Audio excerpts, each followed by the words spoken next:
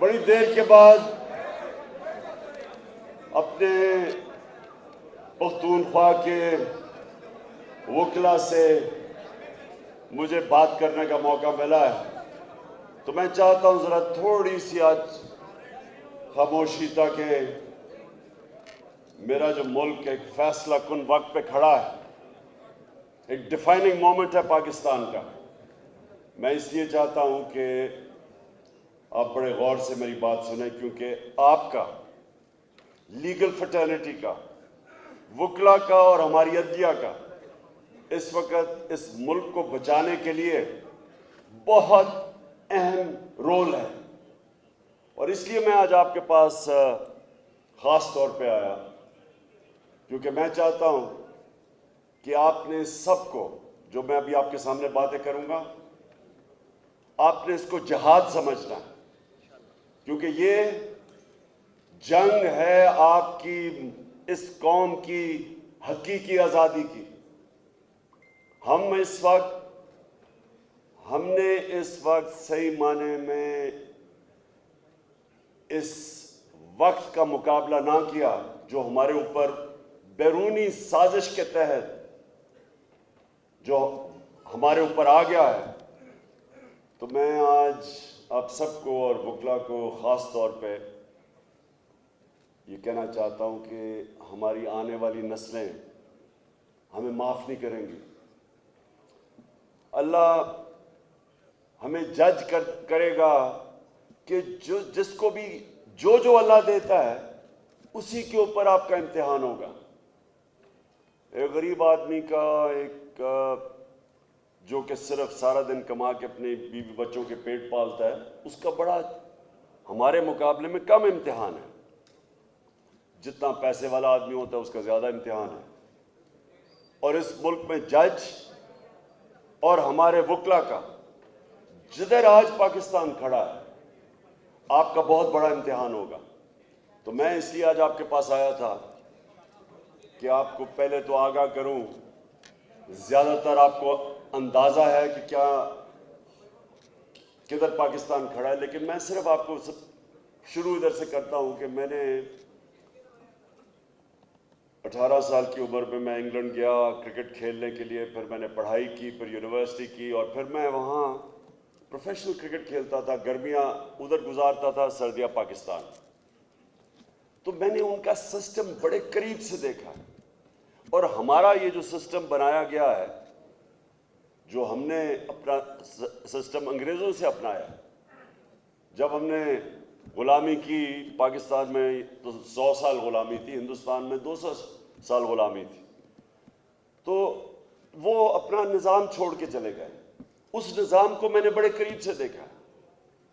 तो उनका जो सिस्टम है, ये आपने बड़े मेरे गौर से बात सुनी। उनका जो डेमोक्रेटिक सिस्टम है और उसको सपोर्ट करता है उनका जुडिशल सिस्टम, उसकी बुनियाद एक है और वो है इखलाकियात, मोरालिटी। जो उनकी जमहूरियत है उसकी बुनियाद रखी हुई है मोरालिटी के ऊपर। वो एक पार्लियामेंट के पास कोई ताकत नहीं होती, कोई फौज नहीं होती, उनके पास इखलाकियात होती है। और जब एक डेमोक्रेसी अपनी इखलाकियात खो बैठती है, तो हमने अपने माजी में देखा कि जैसी फौज टेक ओवर करती थी, एक जमहूरी हुकूमत को हटाती थी, तो लोग मिठाइयाँ बांटते थे, लोग सेलिब्रेट करते थे। क्यों करते थे? क्योंकि जो डेमोक्रेट्स थे उन्होंने अपनी जो इखलाकियत चाहिए जमहूरियत के लिए वो खो बैठते थे, पैसे बनाने शुरू हो जाते थे। सारी हुकूमतें जो पाकिस्तान में गई हैं वो करप्शन पे गई हैं। ये पहली दफा है कि पाकिस्तान की एक डेमोक्रेटिक हुकूमत को हटाया गया है, करप्शन के ऊपर नहीं हटाया गया। उसकी इकोनॉमिक परफॉर्मेंस, आपको हैरत होगी ये सुन के कि पाकिस्तान के जो पिछले 2 साल है हमारी इकोनॉमिक परफॉर्मेंस, ये दुनिया हमारी तारीख में बड़े कम इस तरह के 2 साल है। 5.6% पिछले साल, और ये जो 2022 के साल पे 6% हमारी इकोनॉमिक ग्रोथ थी। ये हमारे बड़ी कम दफा हुआ है। हमने किसानों की जो मदद की पिछले 2 साल में, रिकॉर्ड हमारी फसलें हुई हैं, जो 4-5 फसलें जो हमारी मेन, वो रिकॉर्ड हुई हैं। हमारे मुल्क के अंदर टैक्स कलेक्शन, यानी जो मुल्क तो चलता है जितना आमदनी हो उसकी, रिकॉर्ड आमदनी हुई, रिकॉर्ड टैक्स कलेक्शन हुई। हमारा जो बैरूनी मुल्क से पैसा डॉलर्स आए, पाकिस्तान की तारीख में इतने डॉलर नहीं आए। और उसकी असल वजह हमें जो असल मसला पड़ा हुआ था, जो पिछले लोगों ने डॉलर्स के कर्जे लिए हुए थे, उनके ऊपर सूद देना था बाहर। और वो मुश्किल वक्त हम इस तरह बर्दाश्त कर गए कि बैरून मुल्क पाकिस्तानियों ने रिकॉर्ड रेमिटेंसेस भेजी। कभी पाकिस्तान की तारीख में इतना पैसा नहीं आया, और हमारी एक्सपोर्ट्स भी रिकॉर्ड हो गई। कभी पाकिस्तान में इतनी एक्सपोर्ट्स नहीं। असल में हमारा मसला सबसे बड़ा ये है कि मुल्क आगे इसलिए नहीं बढ़ा, खुशहाल इसलिए नहीं हुआ, और मुल्क हमारे से आगे निकल गए क्योंकि हमने कभी एक्सपोर्ट्स पे तवज्जो नहीं दी। तो हमारी हुकूमत ने एक्सपोर्ट्स पे रिकॉर्ड एक्सपोर्ट्स की। तो हुकूमत जब हटाई गई तो पाकिस्तान तो एक बड़े मुश्किल वक्त से निकल के आगे जा रहा था। जो कोरोना, एक सदी में एक दफा इतना बड़ा बुरहान आता है जो कोरोना वायरस का आया सारी दुनिया में, तो पाकिस्तान तो वो मुल्क था जो 190 मुल्कों में गिना जाता है टॉप 5 मुल्क में जिन्होंने सबसे बेहतर कोरोना वायरस से डील किया।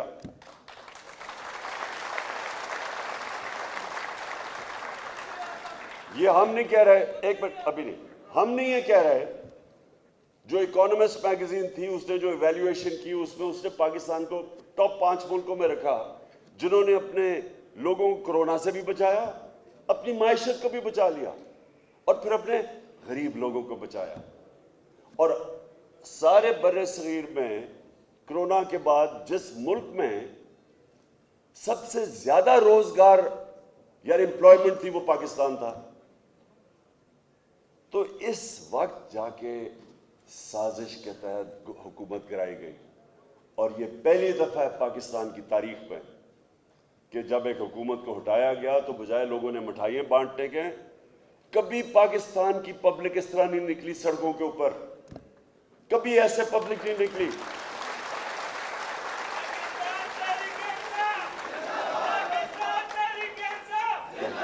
और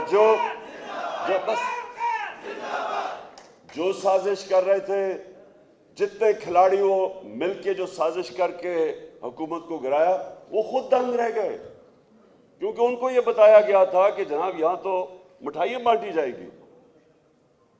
पब्लिक निकली, अवाम सड़कों पे निकली, खुद निकली। तो मैं आपके पास इसलिए आज आया हूं कि देखें, एक हुकूमत के ऊपर साजिश होती है, जो मुरासला, जो साइफर, जो हमारा एम्बेसडर भेजता है वॉशिंगटन से हमें, जिसके अंदर वाज़े लिखा हुआ है कि वो अमेरिकी डोनाल्ड लू, उनका कोई अंडर सेक्रेटरी या स्टेट कुछ ऑफिशियल, धमकी देता है कि इमरान खान को अगर आप नहीं हटाओगे तो पाकिस्तान को मुश्किलात का सामना करना पड़ेगा।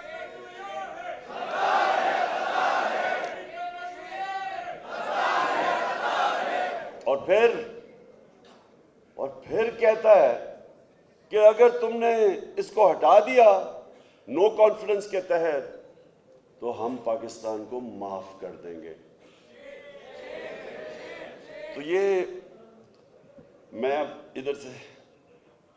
आप सबके सामने इसलिए ये कहता हूं कि मैंने तो दुनिया देखी हुई है, मैं जो इंग्लैंड ब्रिटिश सिस्टम सारा देखा हुआ है, मैं तो वहां जानता हूं कि उनकी क्या मुल्कों की फॉरेन पॉलिसी क्या होती है। किसी मुल्क की जुर्रत है कि ऑफिशियल मीटिंग थी, ये अनऑफिशियल मीटिंग नहीं थी, नोट टेकर से दोनों तरफ मिनट्स थे। जो मुरासला है वो ऑफिशियल मीटिंग का है।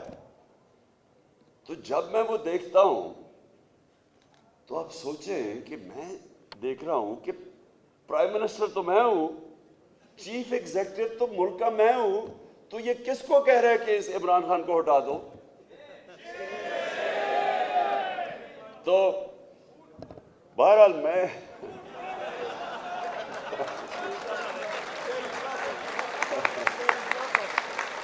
और जब वो ये कहता ना कि अगर आप इसको हटा दोगे तो सब माफ कर दिया जाएगा, तो मुझे इमीडिएटली पता चल गया कि वो माफ किसको करेंगे? चेरी ब्लॉसम को। क्योंकि चेरी ब्लॉसम ने तो वही करना है जो हमेशा यहां किया गया है। इस मुल्क में 75 साल की तारीख में 62 साल आधा मिलिट्री डिक्टेटर्स के हाथ में पाकिस्तान चला है और आधा ये दो खानदान के हाथ में। 62 साल, हमारा सिर्फ 3.5 साल थे। तो 3.5 साल में उनको क्या मसला बना? उनको मसला ये बना कि मैंने उनको कहा था कि हम दोस्ती सबसे करेंगे, हम अमन में आपके साथ हमेशा होंगे, लेकिन हम कभी जंग में आपका साथ नहीं देंगे। और वो क्यों? क्योंकि आपको पख्तूनख्वा को सबसे ज्यादा पता है कि जब हमने अमेरिकनों की जंग में शिरकत करके और सबसे ज्यादा जो तबाही हुई वो पख्तूनख्वा और खास तौर पे कबायली इलाके में हुई, आपने सबसे ज्यादा उसका बोझ बर्दाश्त किया। पेशावर के अंदर लोग इस्लामाबाद जा रहे थे, या एक ही बिजनेस चल रही थी कि लोगों को अगवा करके पैसे बनाना। आपको सबको पता है कि क्या हो रहा था, बॉम्ब धमाके, सुसाइड अटैक्स। तो क्या वजह थी? क्यों हम इसमें शामिल हुए? मैं बार बार ये पूछता रहा कि ये हमारी जंग नहीं थी, 9/11 से हमारा क्या ताल्लुक था? लेकिन धमकी आई, तब भी जनरल मुशर्रफ को धमकी आई वहां से। रिचर्ड आर्मिटेज उनको कहता अंग्रेजी में, we will bomb you into stone age. हम आपको, अगर आपने हमारा ना मदद की तो हम आपसे ये कर देंगे। और मुझे ये भी अफसोस से कहना पड़ता है कि हमारा जो उस वक्त सरबरा था, उसमें इतनी जुर्रत नहीं थी खड़ा होने की और कह के मैं क्यों आपकी जंग में शामिल हूं, मेरी तो जिम्मेदारी मेरी कौम है। और यही मुझे जब इन्होंने एक दफा इंटरव्यू ने पूछा कि जी आगे अमेरिका को आप बेच देंगे, मैं क्यों बेच दूं उनको? मैं क्यों उनकी जंग में शामिल हूं? मुझे 22 करोड़ लोगों ने इलेक्ट किया है, मेरी जिम्मेदारी मेरी कौम है। 80,000 लोग हम आपकी जंग में मरवा बैठे हैं, हमारा लेना देना नहीं था।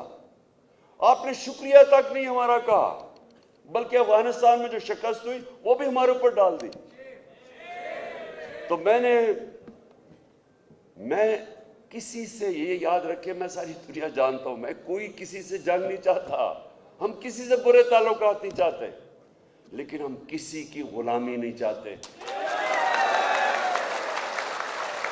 और अब आपको पता चलना चाहिए कि गुलामी की आपको कितनी बड़ी कीमत उठानी पड़ी। पहले एक मिनट, अभी नहीं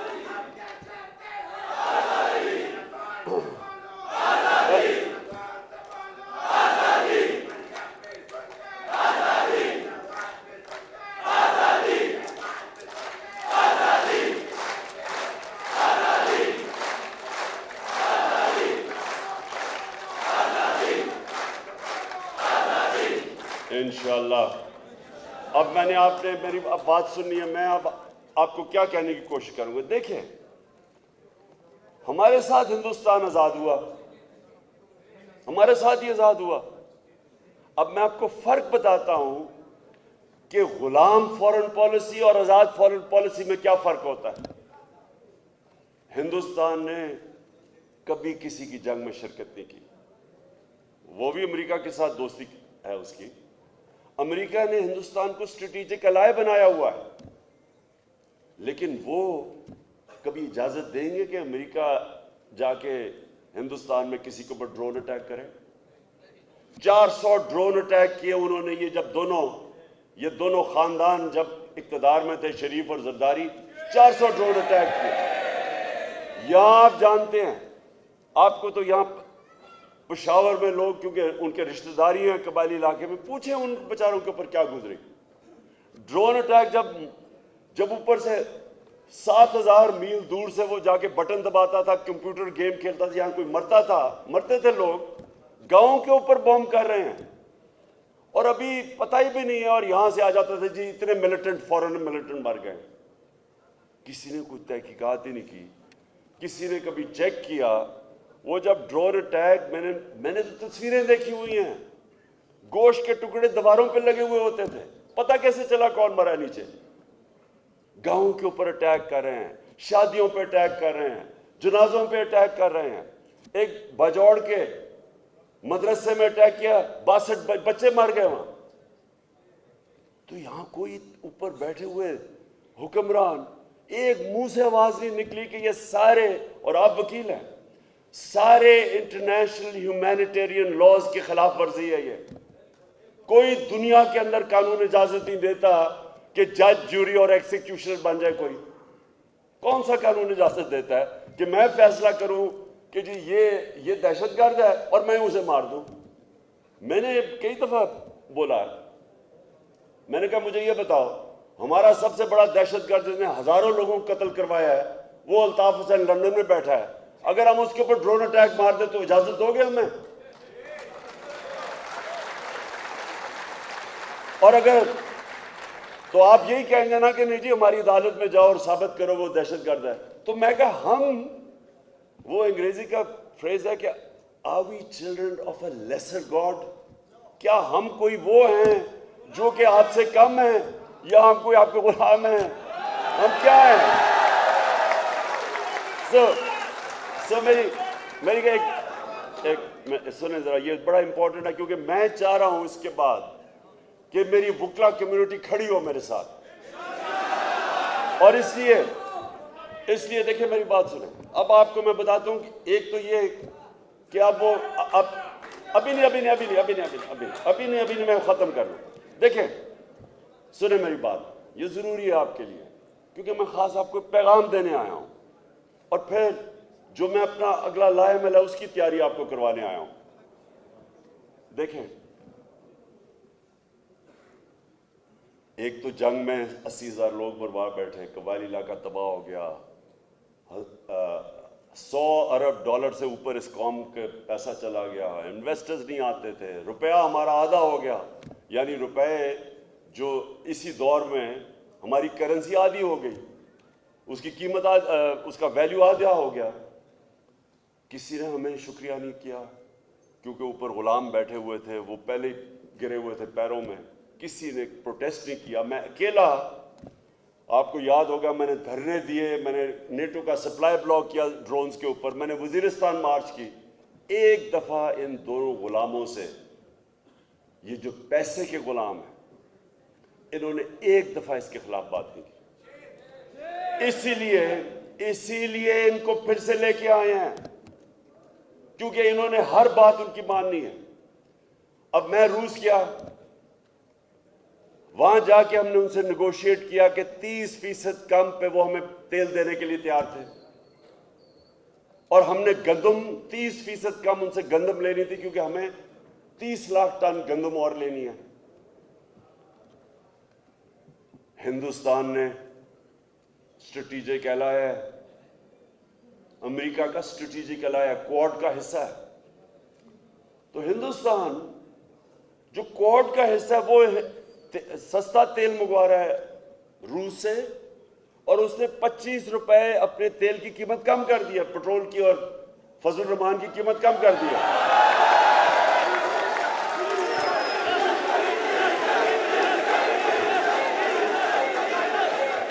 और हमने 30 रुपए डीजल और फजल की कीमत ऊपर कर दी है। अब खुद सोचे, ये है एक कौम को गुलामी का नुकसान। आप अपनी अवाम के लिए फैसले नहीं करते, आप किसी और को खुश करने के लिए फैसले करते हैं। इसलिए ये बड़ा जरूरी है आपके लिए कि आज आप एक डिफाइनिंग मोमेंट पे बैठे हैं। साजिश करके वो अपने लोग ऊपर लाके बैठा दिए हैं। अब वो ऊपर आके बैठे हैं, अवाम उनके साथ नहीं है। इलेक्शन करवाते हैं वो डरते हैं, अवाम के अंदर वो जाते हैं तो उनको चोर और गद्दार के नारे लग जाते हैं। मदीना में अगर नारे लगे, हमारा क्या कसूर था? हमें तो पता ही नहीं था कि क्या हो रहा है। हमने तो शब दुआ की हुई थी उस दिन रात को, हमें तो सोशल मीडिया में पता चला कि इनको वहां नारे लग गए हैं। यानी इससे भी ज्यादा अल्लाह की क्या लानत होगी कि आपको मदीना में आपको लोगों ने नारे लगा दिए और एफआईआर मेरे पे, हमारे पे कटवा दी उन्होंने, क्योंकि ये, अच्छा सुने आप, देखें, सबसे पहले ये जो अगला वक्त है अब आपके लिए समझने वाला है। देखिए, जो पाकिस्तान का नारा था ना, पाकिस्तान का मतलब क्या?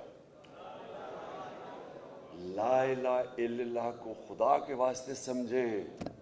मैं कई दफ़ा हैरान होता हूं कि लोगों को कलमा पढ़ते हैं और फिर जाके कभी पैसे के बुत की पूजा करते हैं, और जो सबसे खौफनाक बुत है वो है ही खौफ का बुत।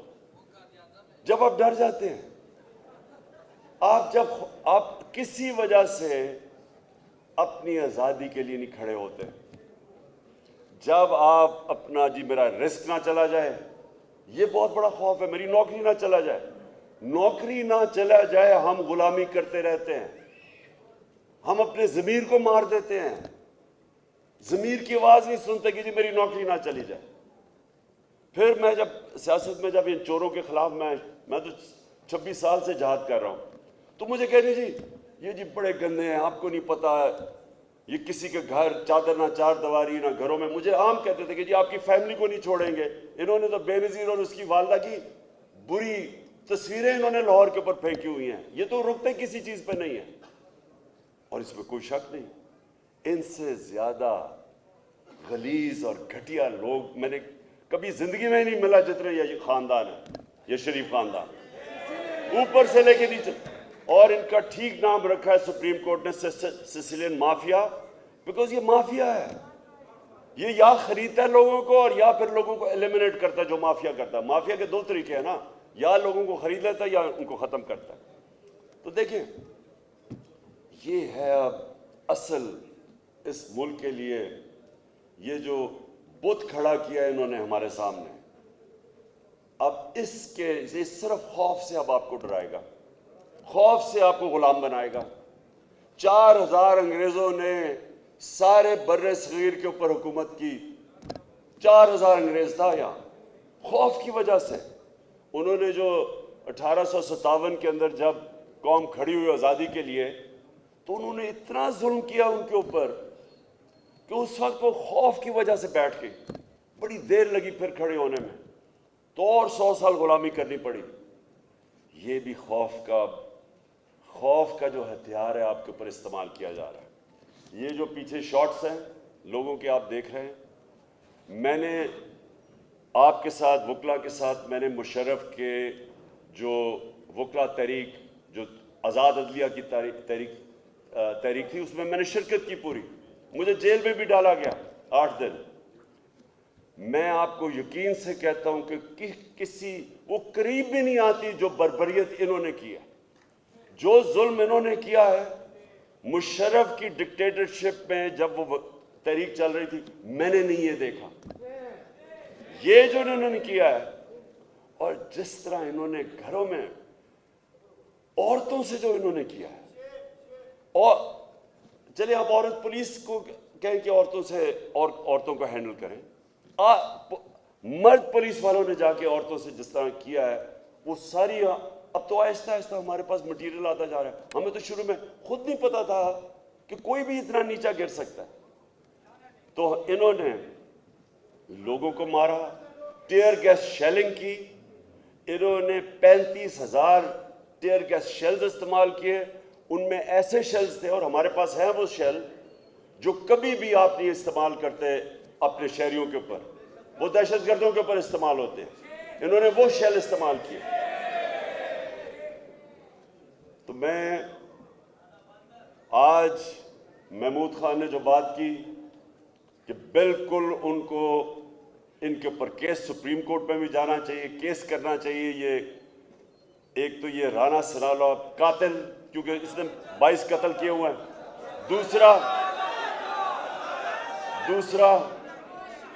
दूसरा ये चेरी ब्लॉसम है। और जितना, एक और चीज सुन ले, जितना बुज़दिल आदमी होता है उतना ही जालिम होता है। ये मेरी जिंदगी का तजर्बा है, बुज़दिल आदमी होता ही जालिम है। ये शहबाज शरीफ ने 97 और 98 के बीच में कोई रिकॉर्ड लोग मरवाए थे पुलिस मुकाबले में। एक आबिद बॉक्सर था डीएसपी जो भागा हुआ था, उसने पूरी डिटेल्स दी है कि किस तरह ऑर्डर करता था पुलिस मुकाबले में लोगों को मारने का। ये जो ताकतवर देखता है उसके बूट पॉलिश करता है, और जो कमजोर होता है उसके ऊपर ये कुचल देता है। ये एक बुज़दिल आदमी की निशानी है। और फिर इसका जो बेटा है वो भी एक बिल्कुल इससे हमजा कुकड़ी दुगनी हो गई, मुर्गी की कीमत ही दुगनी हो गई जिस दिन से ये आया, क्योंकि कुकड़ी बिजनेस में। तो देखें हमने आप क्या करना है सबसे पहले। अच्छा, और आखिर में जो मैं उसके बाद लायमल बताता हूं, एक हमारे नबी सल्लल्लाहु अलैहि वसल्लम ने जो कहा आप वुकला कम्युनिटी के लिए, तो वो सबसे इंपॉर्टेंट है। उन्होंने जो कहा कि तुम्हारे से पहले बड़ी कौमें तबाह हुई, जो ताकतवर जब जुर्म करता था, चोरी करता था, उसको पकड़ते नहीं थे और छोटे चोरों को पकड़ लेते थे। उन्होंने फिर कहा कि मेरी बेटी भी अगर जुर्म करेगी तो उसको सजा मिलेगी, यानी कानून के ऊपर कोई नहीं है। अब ये जो आप ज़हन में डाल लें कि जब तक रूल ऑफ लॉ नहीं है एक मुल्क आगे नहीं बढ़ सकता। मैं फिर से कहता हूं, मेरी उम्र इतनी है, मैं सारी दुनिया देखी हुई है। सिर्फ मेरी कंटेंशन ये है कि अमीर और गरीब मुल्कों में फर्क ही एक है, एक ही फर्क है, रूल ऑफ लॉ।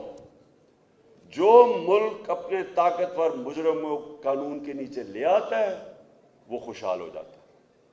और जो मेरे नबी ने 1500 साल पहले तकरीबन कहा था कि जो कौम अपने ताकतवर लोगों को कानून के नीचे नहीं ला सकती वो तबाह हो जाती है। एक रिपोर्ट है आप सबके लिए, इंफॉर्मेशन के लिए, क्योंकि मैं वो सेक्रेटरी जनरल से मिला हुआ हूँ यूनाइटेड नेशंस के कई दफ़ा।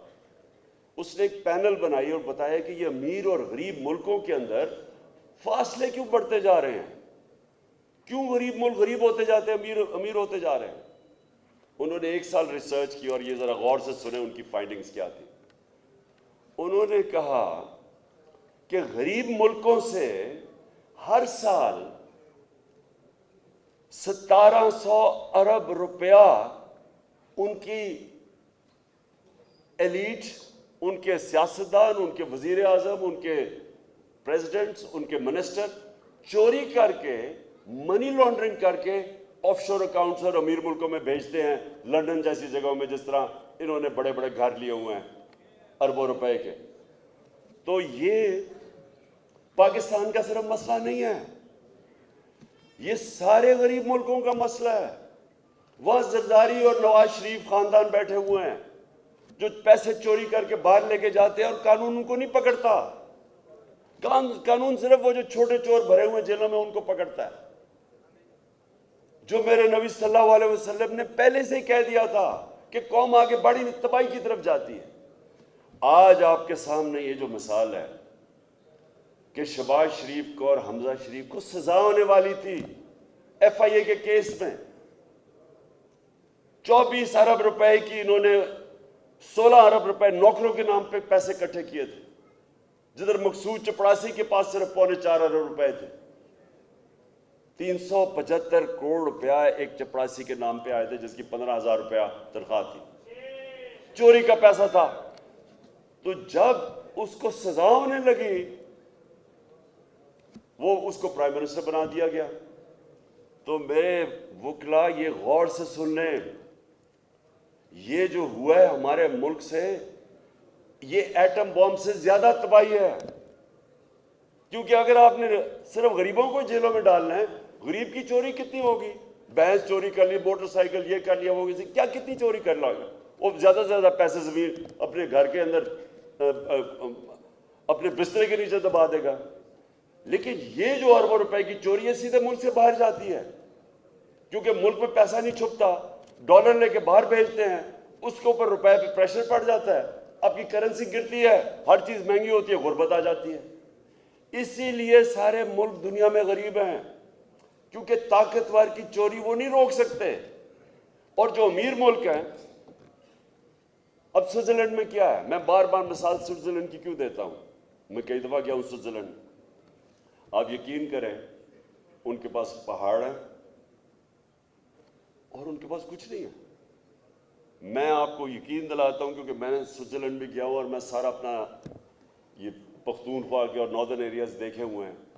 जो खूबसूरती इस अल्लाह ने इस मुल्क में पहाड़ों की खूबसूरती दी है, मैंने दुनिया में नहीं कहीं देखी। लेकिन लेकिन लेकिन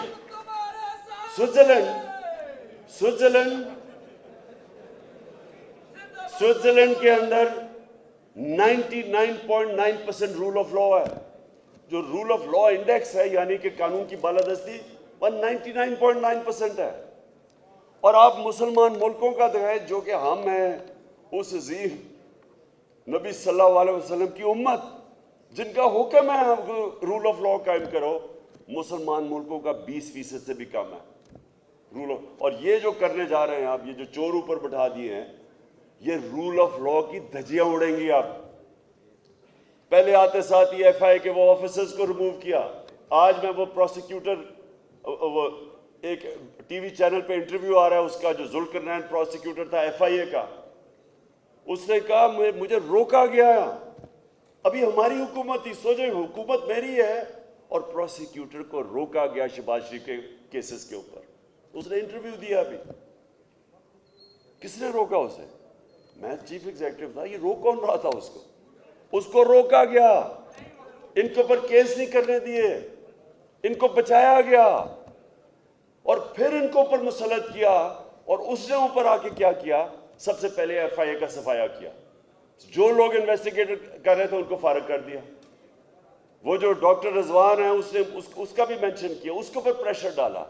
दूसरे बेचारा जो इन्वेस्टिगेटर था, मेरे ख्याल में उसका नाम असगर था, उसको हार्ट अटैक हो गया।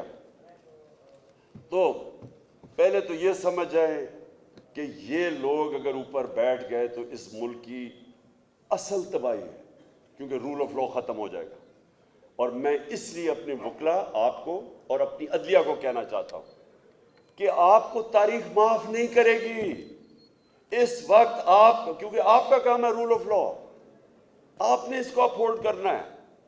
ये मुल्क माफ नहीं करेगा, आपके बच्चे आपको माफ नहीं करेंगे अगर आपने आज स्टैंड ना लिया। और स्टैंड सबसे पहले हमारे सुप्रीम कोर्ट को लेना है। और मुझे खुशी है कि उन्होंने बुला लिया इनके केसेस, शरीफों के केसेस। अब सुप्रीम कोर्ट खुद मॉनिटर करे, मॉनिटरिंग जज बनाए। और अगर हमने ये ना किया तो मेरी एक बड़ी आजी से मैं एक रिक्वेस्ट कर रहा हूं कि फिर पाकिस्तान की जेल खोल दें।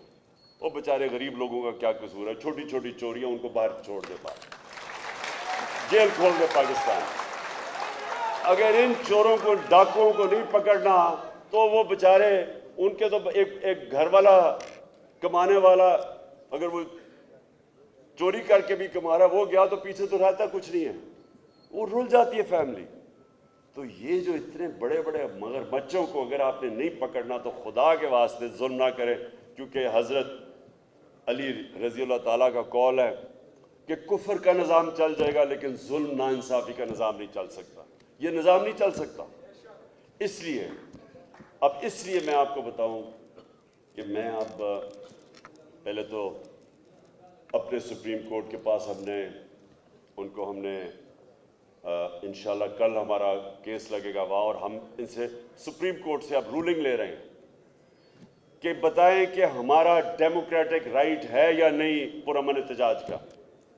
हमारा क्या, हम इस मुल्क में अगर ये डेमोक्रेसी है और अभी आर्टिकल 14-15 कॉन्स्टिट्यूशन के कोट किए गए हैं, right to assembly, right to movement, और किस बेसिस के ऊपर इन्होंने हमें रोका था कैसे रोक सकते हैं पख्तूनख्वा के चीफ मिनिस्टर को और गिलगित बल्तिस्तान के चीफ मिनिस्टर को कैसे रोक सकते हैं?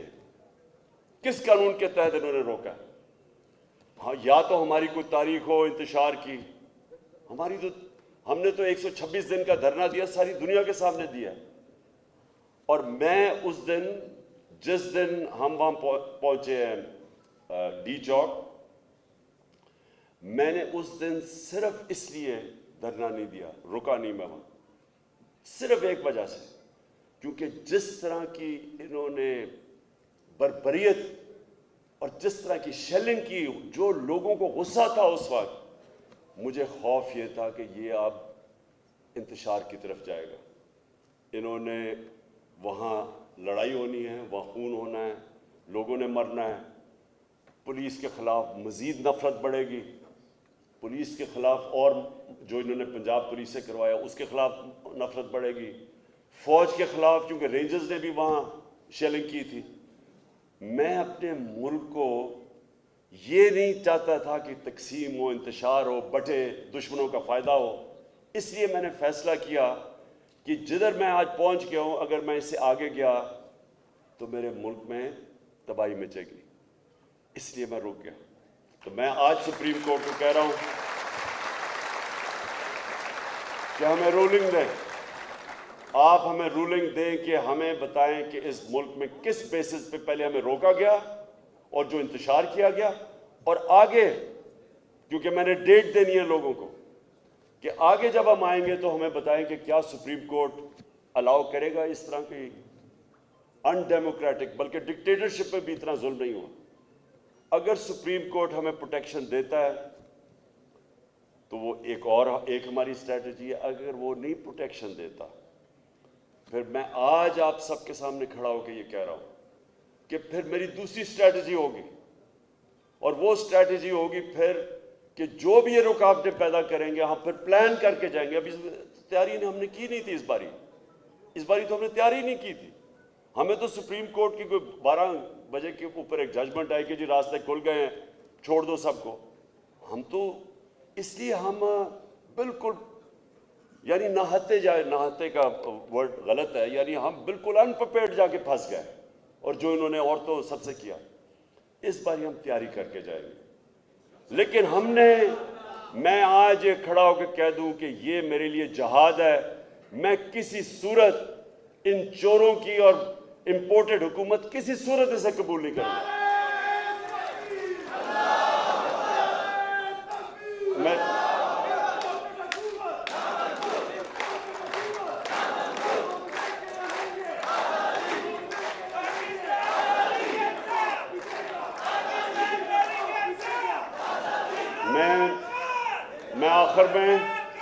आखिर में मैं एक चीज़ ज़रूर कहना चाहता हूं कि जो इस वक्त हो रहा है लाहौर हाई कोर्ट में, जो पंजाब की हुकूमत में हो रहा है, मैं अपने अदालतों को कहता हूं कि ये बिल्कुल अनकॉन्स्टिट्यूशनल है। बचाने की कोशिश की जा रही है एक चीफ मिनिस्टर को जो मेजॉरिटी खो बैठा है जब वो डिस्क्वालीफाई हुआ था, और इलेक्शन कमीशन को। ये सारी कौम आपकी तरफ देख रही है। लोग इंसाफ चाहते हैं, लोग चाहते हैं कि पंजाब के अंदर ये जो आपने ये हमजा कुकड़ी को बैठाया हुआ है, इसको हटाया जाए, रूलिंग दे, डिस्क्वालीफाई करें, और एक ही तरीका इस मुल्क को इस बुरान से निकालने का, फ्री एंड फेयर इलेक्शन करवाएं। पाकिस्तान जिंदाबाद।